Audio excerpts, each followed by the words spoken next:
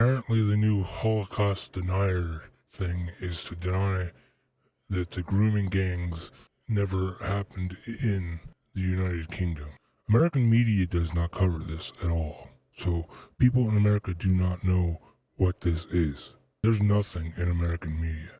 So this was an article that was written back on Saturday, April 19th, 2025.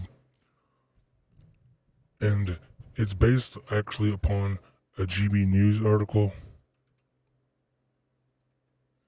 And the gbnews article you can find by going to gbnews.com and looking at pro-Gaza MP brands grooming gang outrage false right-wing narrative in malicious tirade as Labour MP watches on.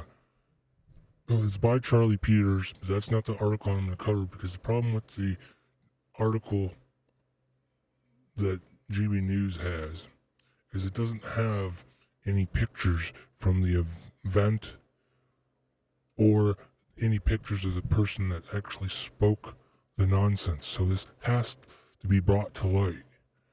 I mean, I doubt maybe 5-6 people will watch this in America. Who knows? I don't know if it'll catch on. I don't mind if somebody else, has a massive video or something like that.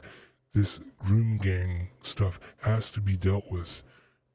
Otherwise, it's just going to spread and be worse.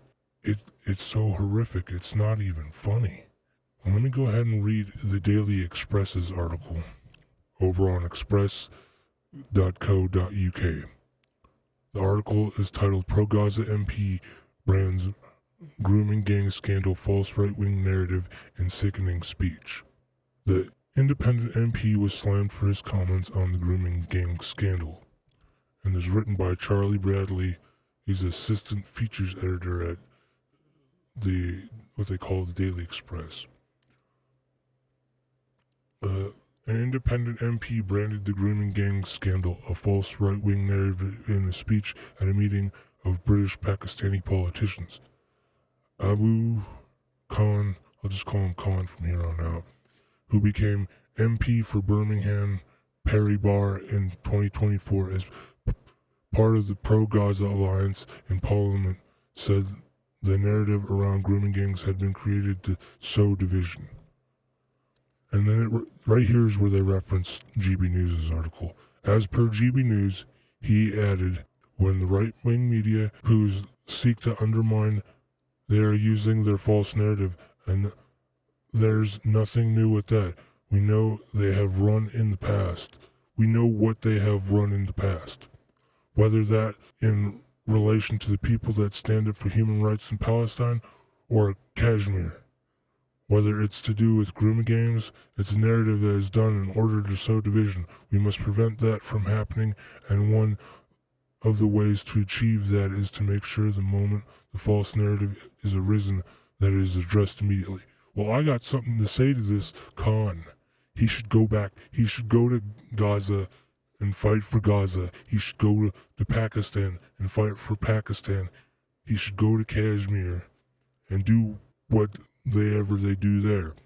He doesn't need to be spreading hate in Britain. And that's one of the bad things that people like Khan is doing. He's spreading hate by saying that the narrative is false. Well, if you look at the conference that he was at, it was a Birmingham conference, but it was for basically Pakistani politicians. If you notice, they have a flag back there. It's some derivative of the Pakistani flag. And all those men are Pakistani, or they held Pakistani values. I can't really say if the guy in the middle is or not. And that's the problem. People in Birmingham, these MPs, the politicians, are speaking for the Pakistani people that are living in Birmingham in the UK, not for the British people living in Birmingham. It's ridiculous. Let me go ahead and finish the article before I puke. And, he wanted it addressed immediately in the prior paragraph. And we failed to do that as parliamentarians. I spoke to Tahir Ali MP, and I said to him that one of the things that we must make sure is that the false narrative doesn't catch air, because when that catches air, it runs around communities and causes division. Labour MP Taher Ali was also in the panel in the meeting. I don't know which one he is, to be honest. I don't know which one of the guys he is. I have to look that up a little later. I'm sure somebody could figure that out easily, who's in that image there. The comments came at the Mirpur Airport Demand Grand Conference in Birmingham as British Pakistani MPs campaigned for a new airport in the city. In the city for Pakistan, not for Britain. It's kind of ridiculous. Let me continue on. Mr. Khan's remarks have drawn criticism from ex-Labour Khalid Mahmood, who lost his seat to Mr. Khan in 2024 election. Well, that's because the Pakistanis living there probably agree with the guy. Mr. Mahmood said it is important to address these issues within the community that divide our community. He added, there must be no space in our community and in our society for the people who commit these sort of heinous acts against very young girls. Well, how come they haven't turned any of these guys in, huh?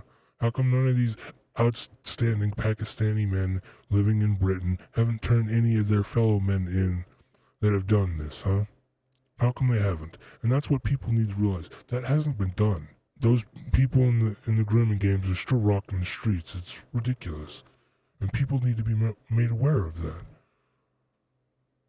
We've got to face up to the reality and the truth of what's happening and what's happened.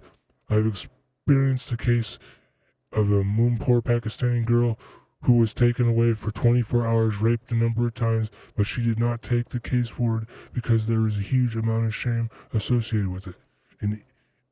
In Pakistan, in India, there's shame when a girl is raped. They shame the girl, okay? That's how messed up those countries are. And then these people get imported into the West. It's kind of screwed up when you think about it. Let me continue on. And when this happens to white girls, when they are pleading for help and no one takes any notice, then there's something that has to be done. We have to get up and say this. We can't describe it as a right-wing narrative. And this is a picture of Rotherham, which has had one of the biggest scandals in terms of the grooming game. And there's a poll. Do you trust Starmer to stop the boats? And apparently 98% says no. Let me continue on with the article. Sam Bidwell of the Adam Smith Institute added thousands of children across dozens of towns, cities were raped by these evil gangs.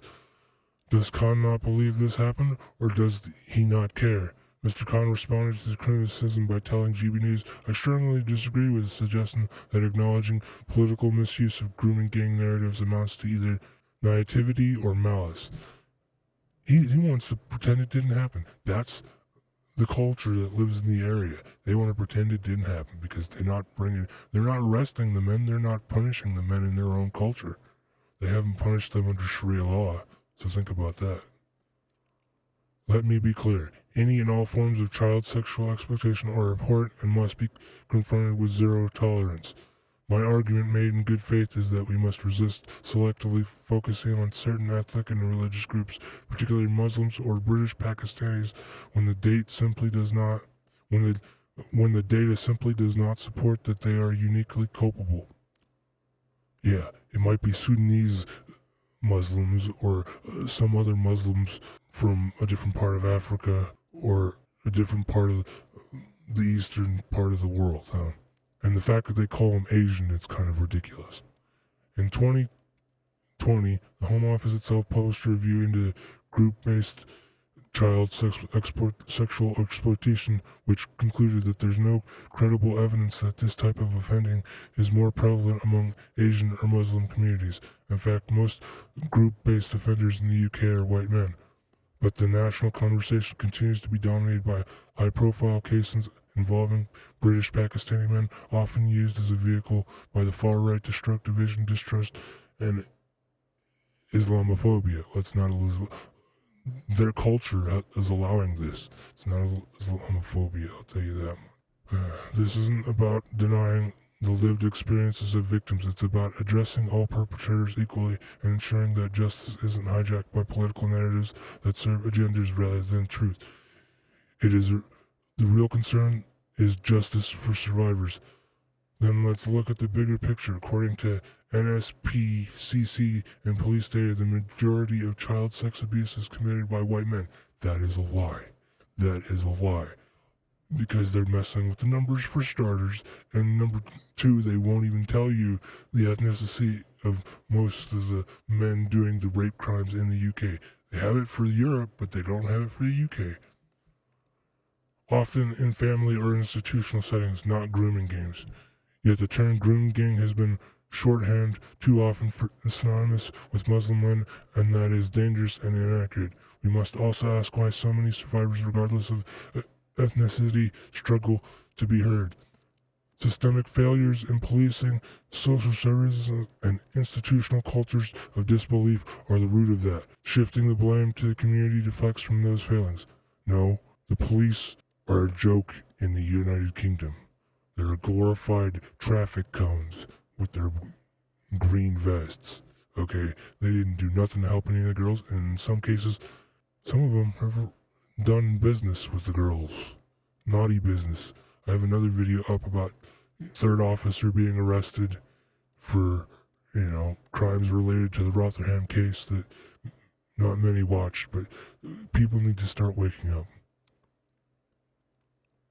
So no, recognizing the grooming gang narrative has been weaponized by sections of the right and is not naive. It's necessary. No, it's truth. The grooming gangs were doing this to the girls. They were doing it as far back as the 1970s. Apparently it started in Blackburn. So think about that. The grooming gang scandal saw girls raped and abused by gangs of men in towns across the UK for years, with the first reports issued coming back in 2002. Well, in 2002 wasn't the only case because Blair learned, I believe, in the late 90s about the problem, but he didn't do anything. But the problem goes back as far as the 70s in some cases, but it wasn't as visible as it was in the 2000s and the 10s. In recent years, let me finish. An investigation by the Times found that these gangs, predominantly made up of British Pakistani men, were carrying out these crimes all over the country. In recent years, many members of the gangs have been convicted of sexual offenses against young girls, but they really didn't serve much time or have much of a penalty. Alexis J's 2014 inquiry report into the abuse of Rotherham described how girls were raped, trafficked, and even subject to forms of violence.